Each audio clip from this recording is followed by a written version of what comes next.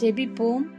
எங்கள் மேல் கண்ணை வைத்து ஆலோசனை சொல்லி வழி நடத்துகிற எங்கள் நல்ல தகப்பனே, உம்மை துதிக்கிறோம்.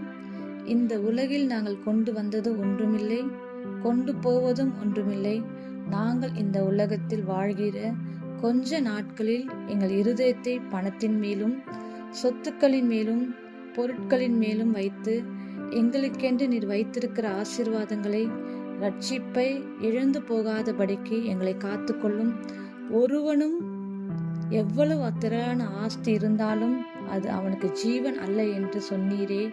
நித்திய ஜீவனை அருளும் உம்மை பற்றி கொண்டு அழிந்து போகிற இந்த உலகின் காரியங்களுக்காக எங்கள் மனதை செலுத்தாதபடி எங்களை காத்துக்கொள்ளும்.